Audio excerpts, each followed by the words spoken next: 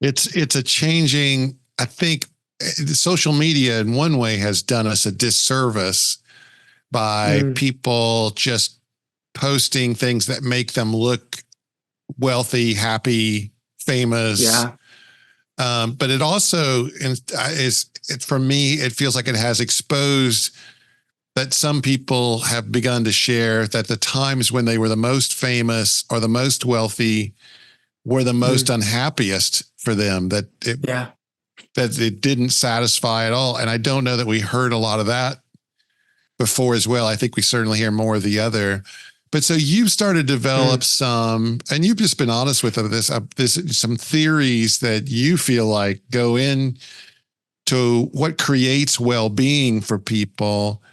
And for you, and this is almost seems too obvious, it starts with God. God has shown us what a well-being, a culture that can create well-being looks like. yes. Yeah.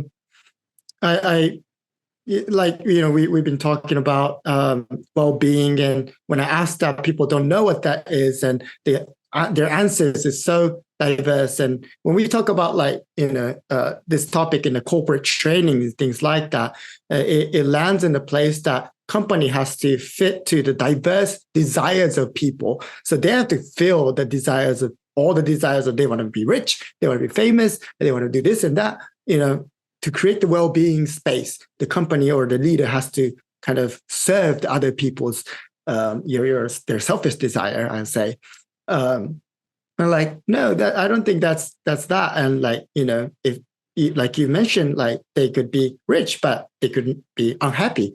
So what does that look like for us? And I believe that first it starts with God, and there's a standard, clear standard of how we are built, like how people are built, and we are built in the image of God. And for us to know ourselves, who we are, we are living for, even our identity, we can't find in the internal, like pure internal journey within us. But first, the journey starts in the relationship with God and finding in Him. And in that, we start to think, okay, oh, the love, I was thinking about love in this way, but the real love is, it looks like this, and it's in Him and how He walked and what He has done for us. So yeah, I think that's a You know, great start. I was listening to N.T. Wright. I don't know if you know that theologian. He was just talking about Yeah. some people think the good news is that when we die, we're taken somewhere else, which is true. But he said the good news is that God wants to be with us. That's the Yes. good news. God has looked down and seen us. And, whatever our state is, whether it's certainly a broken state, Mm, he looks at us and he says, I want more time with you. I want to be mm, closer to you. I want you to be closer to me. And so that's a big piece of well-being, right? This culture of being seen, this culture of being that to know you're loved. mm-hmm.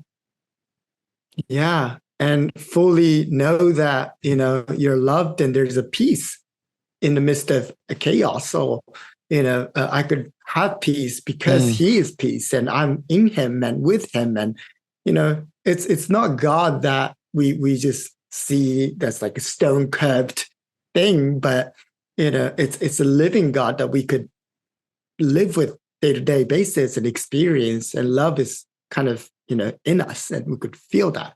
So I think that's a great news that he's with us and He's alive.